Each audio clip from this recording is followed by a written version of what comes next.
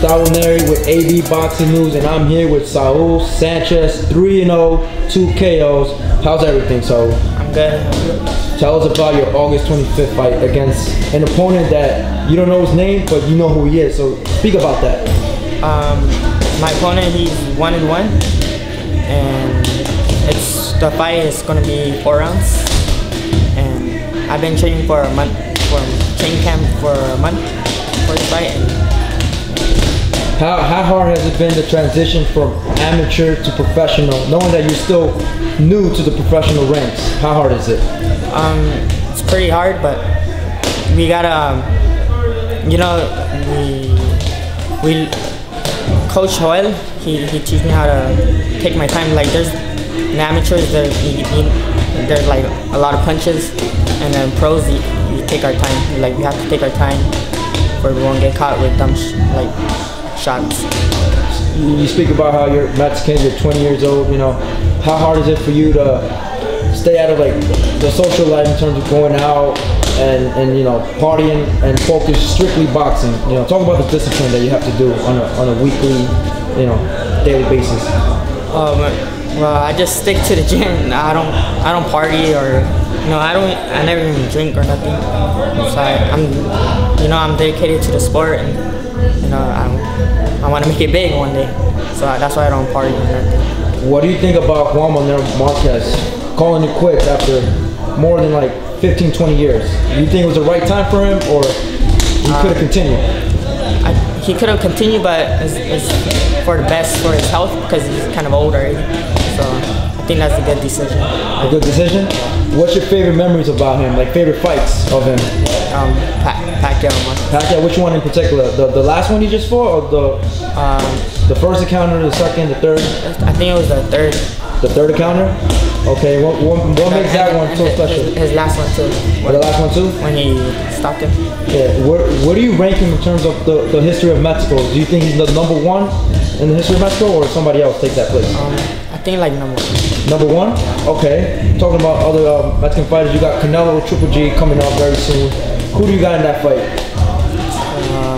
Canelo and Triple G is gonna be Canelo. You gonna be Canelo? Yeah.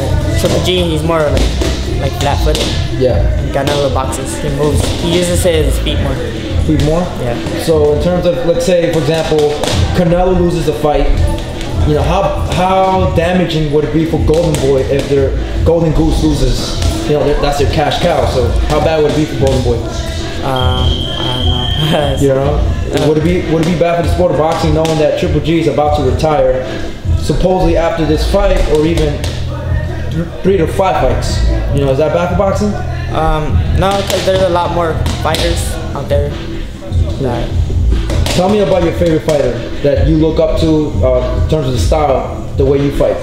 I like Miguel Cotto.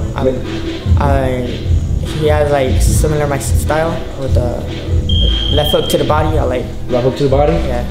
There's reports saying that after December he's gonna call it quits. He's gonna retire from boxing.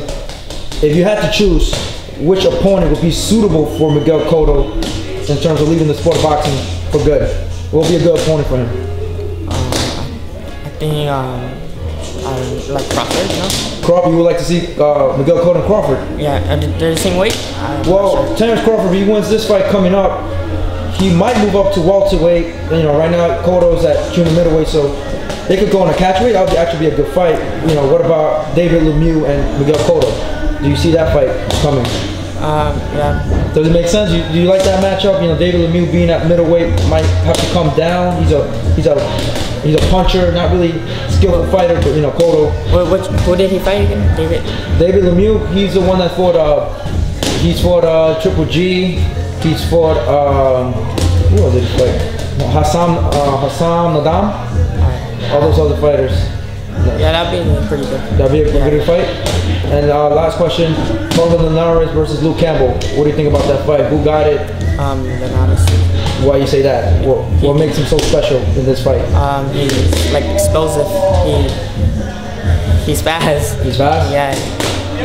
Before we conclude this interview, do you want to send a shout out? Any few words to the people that don't know who you are as you're rising up to the ranks?